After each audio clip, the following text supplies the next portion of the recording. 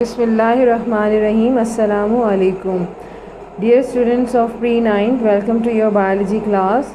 Today the topic which we are going to study is deduction.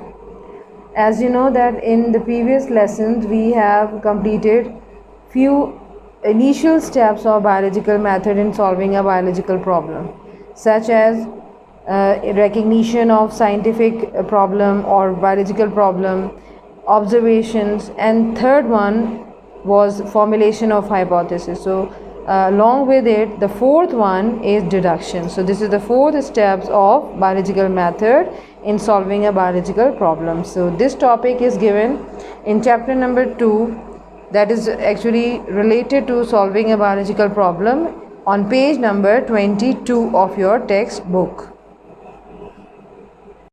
We are going to define deductions in this way. That is, first heading is definition. Deductions are the logical consequences of hypothesis. So as we know that deductions are the fourth step of biological method, and these steps are interrelated to each other in such a manner that the previous point or the previous step of deduction is hypothesis. So actually, when we will take our reasonable result or conclusion from the hypothesis, or hypothesis gives the expected result of any scientific or biological problem, then it becomes deduction. So what are deduction? Deductions क्या हैं? Deductions आपकी ऐसी logical consequences हैं जो कि hypothesis से आप निकालते हैं या hypothesis से जो है वो ली जाती हैं. So we can also say what is the meaning of logical consequences. Logical consequences से क्या मुराद है? So logical consequences में logical का word हम reasonable के लिए इस्तेमाल करते हैं. What is the meaning of logical? Reasonable. And the consequences word is used for results or conclusions. So we can also say कि consequences क्या हैं? ये हमारा result है, हमारे नताइज हैं.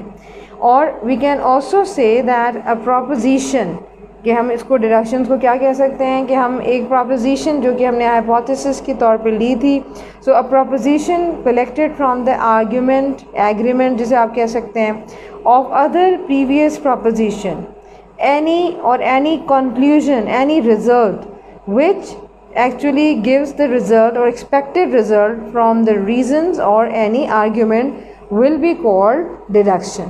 तो हम ये भी कह सकते हैं कि hypothesis से या hypothesis की मदद से बनाए जाने वाले हमारे reasonable result या conclusion deductions कहलाते हैं. या हम ये भी कह सकते हैं कि logical consequences या deductions क्या हैं? ये हमारे expected results हैं. ये हमारी एक्सपेक्टेड जो हमारे हम मुतवक्के थे या हम चाहते थे कि हमारे रिज़ल्ट ऐसे आएँ, तो हमारे एक्सपेक्टेड रिज़ल्ट्स को भी डिडक्शंस कहा जा सकता है, यानी हमारे मतलूबा नताइज. एक्सपेक्टेड का मतलब मतलूबा नताइज, यानी ऐसे नताइज जिनकी हम ख्वाहिश रखते हैं कि हाँ अगर ऐसा रिज़ल्ट आए तो हमारी स्टेटमेंट बिल्कुल ठीक है, हमारा जो आंसर है हमारी साइंटिफिक या बायोलॉजिकल प्रॉब्लम का वो बिल्कुल ठीक है. After the heading of definition, the next heading is explanation. Biologists draw deduction from hypothesis. जैसा कि हमें पता है कि एक कामयाब और अच्छा बायोलॉजिस्ट, एक साइंसदान, डिडक्शंस बनाने के लिए, डिडक्शंस जो है वो अपने रिजल्ट्स तैयार करने के लिए हाइपोथेसिस की मदद लेता है. लिहाजा इस मकसद के लिए, for this purpose hypothesis is taken as true, इस मकसद के लिए हाइपोथेसिस लिया जाता है. एंड डिडक्शन यानी एक्सपेक्टेड जो रिज़ल्ट्स होते हैं, हमारे सर्टेन रिज़ल्ट्स होते हैं, यानी हमारे मतलूबा नताइज जो हैं वो उनकी मदद से, यानी हाइपोथेसिस की मदद से तैयार किए जाते हैं. तो जब भी बायोलॉजिस्ट अपनी डिडक्शन तैयार करेगा या डिडक्शंस बनाएगा तो वो किसकी मदद लेगा? वो हाइपोथेसिस का सहारा लेगा. और इस मकसद के लिए वो हमेशा हाइपोथेसिस, किसी भी हाइपोथेसिस को या स्टेटमेंट को दुरुस्त मानते हुए अपने एक्सपेक्टेड रिजल्ट्स जो हैं वो उनसे निकाल लेगा.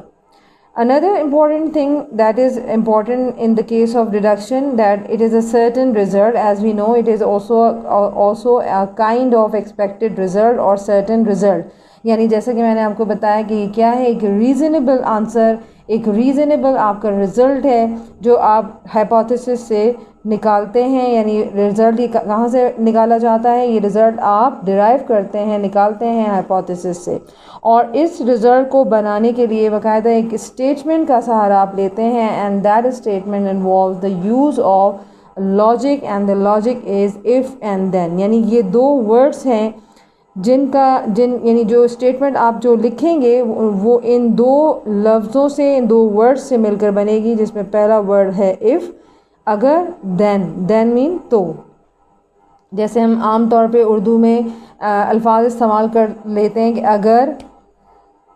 अगर बारिश होती तो गर्मी का ज़ोर ख़त्म हो जाता, गर्मी ख़त्म हो जाती। तो ये लफ्ज़ हम जब इस्तेमाल कर रहे होते हैं तो हमारा मकसद क्या होता है कि हमने एक स्टेटमेंट दे दी। हमने क्या स्टेटमेंट दी, जिसमें हमने अगर और तो के अल्फाज का सहारा लिया।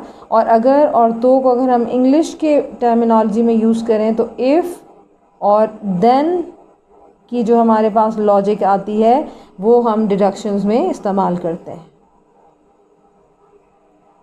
लास्ट हेडिंग इज़ और आर एग्जाम्पल्स की शक्ल में हम लास्ट हेडिंग देंगे। So the last heading is examples. हमारी आखिरी जो हेडिंग है इस टॉपिक की वो है examples. For examples first we are going to write that from a hypothesis, from a correct और true hypothesis, now we are going to make another statement which is called deduction. हमारी जो, अगर आपको याद हो कि प्रीवियस लेसन में हमारी जो एक स्टेटमेंट थी that is actually related to hypothesis, वो थी all plant cells have a nucleus. तमाम प्लांट सेल्स में एक न्यूक्लियस होता है। So this will become a statement. ये हमारी एक स्टेटमेंट है that is actually called hypothesis. ये क्या है, हमारी एक ऐसा बयान है जो हमने हाइपोथेसिस की शक्ल में लास्ट लेसन में पढ़ा था। अब अगर हमने इस स्टेटमेंट या हाइपोथेसिस से डिडक्शन बनानी है तो हम कैसे बनाएंगे। So main idea which you have to use that logic must be use. Logic क्या है हमारी, इफ़ एंड देन। अब हमने इस हाइपोथेसिस से अपनी डिडक्शंस बनानी है तो हम कैसे तैयार करेंगे। सो इफ़ आई एग्जामिन, हमारी जो डिडक्शन बनेगी वो ऐसी बनेगी, if I examine cells from a blade of grass,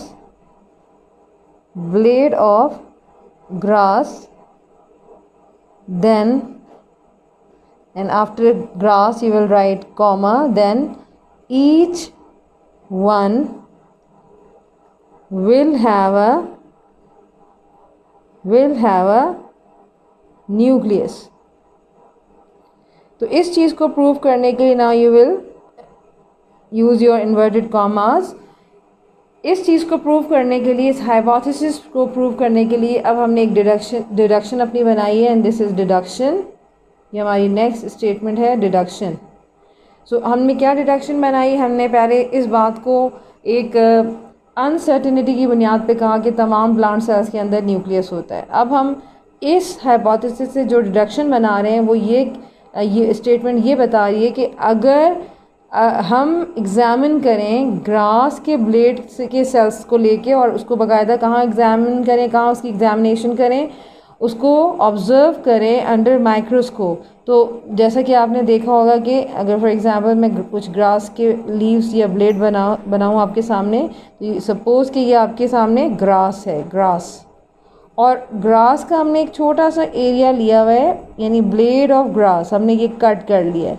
इस एरिया को कट करने के बाद, यानी इस ब्लेड ऑफ ग्रास को लेने के बाद हमने इसको माइक्रोस्कोप में ऑब्ज़र्व किया है। माइक्रोस्कोप में हमें क्या नज़र आया कि छोटे छोटे हमें सेल्स नज़र आए, छोटे छोटे इस तरह के रेक्टेंगुलर और स्क्वायर फॉर्म में हमें सेल्स नज़र आए, और हर सेल के अंदर हमने क्या देखा, एक राउंडेड स्ट्रक्चर देखा, दैट इज़ कॉल्ड, यानी ये राउंडेड स्ट्रक्चर्स क्या हैं, ये न्यूक्लिया हैं या न्यूक्लियस हैं, विच इंडिकेट, क्या हमें पता चल गया कि if I examine cells from a blade of grass, यानी बायोलॉजिस्ट अपने आप को आई करके मुखातिब कर रहा है कि अगर मैं ब्लेड ऑफ ग्रास से सेल्स को अंडर माइक्रोस्कोप इस तरह ऑब्ज़र्व करूं, देन तो हर एक जो आपका ब्लेड ऑफ ग्रास का सेल होगा, हर एक में न्यूक्लियस मौजूद होगा, हर एक के अंदर न्यूक्लियस होगा। तो इसका मतलब क्या हुआ कि आपकी जो हाइपोथेसिस है उसका एक्सपेक्टेड रिज़ल्ट आ गया। हाइपोथेसिस ये कह रहा था, ये स्टेटमेंट ये कह रही थी कि तमाम प्लांट सेल्स के अंदर न्यूक्लियस होता है, तो ये स्टेटमेंट हमने डिडक्शन की मदद से साबित कर दी कि जी हाँ, तमाम आपके ब्लेड ऑफ ग्रास यानी तमाम ब्लेड ऑफ ग्रास के सेल्स के अंदर न्यूक्लियस मौजूद होता है। So this will become your deduction. Another example, again I am writing first a hypothesis. Plasmodium, which is a malarial parasite responsible for causing malaria, is the cause of malaria. Cause of malaria. ये statement भी आप पिछले lesson में सुन चुके हैं। हमने inverted comma में deduction को जो है वो कोट करना है। And what is this statement called? It is called hypothesis. इस स्टेटमेंट को आप हाइपोथेसिस कहते हैं। एंड फ्रॉम दिस हाइपोथेसिस आपने अपनी जो है वो डिडक्शन ड्रॉ करनी है, डिडक्शन निकालनी है। और वो डिडक्शन क्या होगी इस केस में कि you have to use the if then logic. Don't forget to write if then logic. जब तक आप इफ़ और देन का इस्तेमाल नहीं करेंगे अपने स्टेटमेंट में यानी अपनी डिडक्शन बनाने में, तब तक आपकी वो स्टेटमेंट सही नहीं तस्वर की जाएगी। So by involving these logics we will start our deduction. So if starting from inverted commas open करेंगे, इफ़ प्लाज्मोडियम, हम इसी को वेरीफाई कर रहे हैं, if plasmodium is the cause of malaria, is the cause of malaria, अगर plasmodium malaria की बीमारी का सबब है, then after this comma and then you will write then logic, that is this first logic used in the first word, और then फिर आपने second statement के लिए जो कि उसी से कॉन्टीन्यूटी में होगी। सो then all persons ill with malaria should have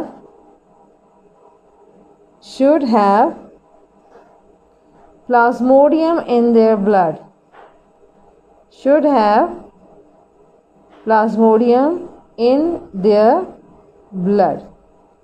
अब इसके लिए साइंटिस्ट जो हैं, बायोलॉजिस्ट क्या करते हैं, उन्होंने ये वेरीफाई करना है कि प्लाज्मोडियम ही मलेरिया की बीमारी का सबब है।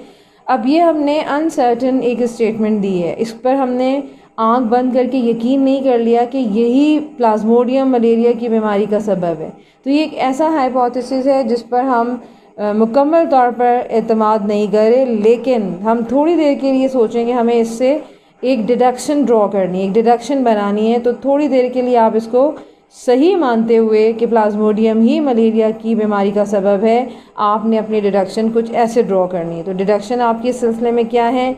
डिडक्शन आपकी अब ये बनी कि अगर प्लाज्मोडियम ही आपके उस बीमारी का सबब है जो मच्छरों के काटने से होती है, मॉस्किटो की बाइट से होती है, तो तमाम लोग जिनमें मलेरिया की बीमारी के जो असबाब हैं या मलेरिया की बीमारी के जो कॉजेज़ आ रहे हैं, अलामात आ रही हैं, तो वो इल विद मलेरिया यानी मलेरिया के बुखार का शिकार हो रहे हैं, उनसे बीमार हो रहे हैं, उनके खून के अंदर प्लाज्मोडियम का होना शर्त है।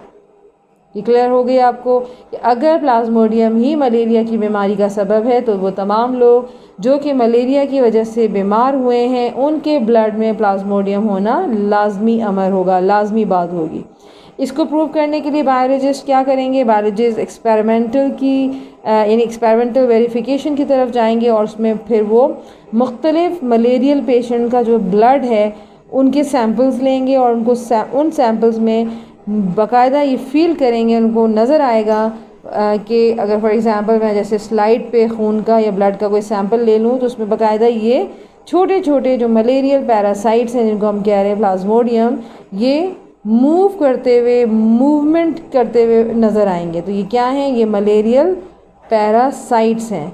और उनके यानी बीमार लोगों के खून में जिन्हें मलेरिया का बुखार है, अगर ये उनके ब्लड के सैंपल में, ये क्या लिया है मैंने स्लाइड के ऊपर, ये ब्लड सैंपल लिया, अगर उनके खून में प्लाज्मोडियम नामी मलेरियल पैरासाइट मौजूद है तो इसका मतलब है कि हमारी ये स्टेटमेंट हाइपोथेसिस बिल्कुल ठीक है कि प्लाज्मोडियम ही मलेरिया की बीमारी का सबब हो सकते हैं। लेकिन हम इस बात को उस वक्त तक प्रूव नहीं करेंगे जब तक हम अपने नेक्स्ट स्टेप यानी एक्सपेरिमेंटेशन की तरफ मूव नहीं करेंगे। यानी एक्सपेरिमेंटेशन ही से हम अपने एक्सपेक्टेड रिज़ल्ट को एक सक्सेसफुल रिज़ल्ट की शक्ल दे सकते हैं। So this is the end of today's lesson related to deduction, which is the fourth step of biological method in solving any scientific और biological problem. Thank you class. अल्लाह हाफिज़।